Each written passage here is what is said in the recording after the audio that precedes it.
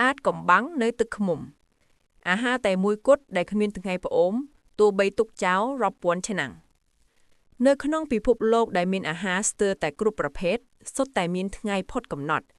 បែរជាមានអាហារមួយយ៉ាងដែលធម្មជាតិបានបង្កើតឡើងយ៉ាងអស្ចារ្យបំផុតនោះគឺទឹកឃ្មុំយោងតាមការសិក្សាផ្នែកបុរាណវិទ្យានិងវិទ្យាសាស្ត្រអាហារបានបង្ហាញថាទឹកឃ្មុំគឺជាអាហារតែមួយគត់ដែលអាចរក្សាគុណភាពបានជារៀងរហូត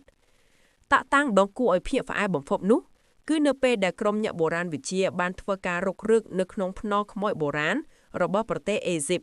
ពួកគេបានរកឃើញក្រឡាទឹកឃ្មុំដែលមានអាយុកាលជាង 3000 ឆ្នាំមកហើយ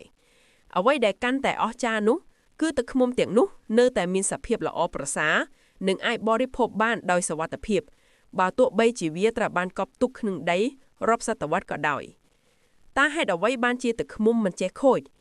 អ្នកវិទ្យាសាស្ត្របានពន្យល់ថាមូលហេតុដែលធ្វើឲ្យទឹកឃ្មុំមានអាយុកាលអមតៈបែបនេះគឺដោយសារកត្តា3យ៉ាងកម្រិតសំណើមទាបខ្លាំងទឹកឃ្មុំមានជាតិទឹកតិចតួចបំផុតដែលធ្វើឲ្យបាក់តេរីឬមេរោគផ្សេងៗមិនអាចដកដាលឬរស់នៅបានកម្រិតអាស៊ីតទឹកឃ្មុំមានកម្រិត pH ចន្លោះពី 3.2 ដល់ 4.5 ដែលជាមជ្ឈដ្ឋានអាស៊ីតខ្ពស់អាចសម្លាប់រាល់អ្វីដែលព្យាយាមដកនៅលើវាអង់ស៊ីមពីសត្វឃ្មុំនៅពេលសត្វឃ្មុំផលិតទឹកឃ្មុំពួកវាបានបញ្ចេញអង់ស៊ីមមួយយ៉ាងឈ្មោះថា glucose oxidase ដែលបង្កើតជាសារធាតុ hydrogen peroxide សារធាតុការពារមេរោគជួយការពារទឹកឃ្មុំមិនឲ្យខូចគុណភាពការរកឃើញនេះមិនត្រឹមតែបង្ហាញពីភាពអស្ចារ្យនៃធម្មជាតិនោះទេប៉ុន្តែវាក៏ជាចំណេះដឹងដ៏មានតម្លៃសម្រាប់មនុស្សជាតិក្នុងការយល់ដឹងអំពីការរក្សាទុកអាហារផងដែរ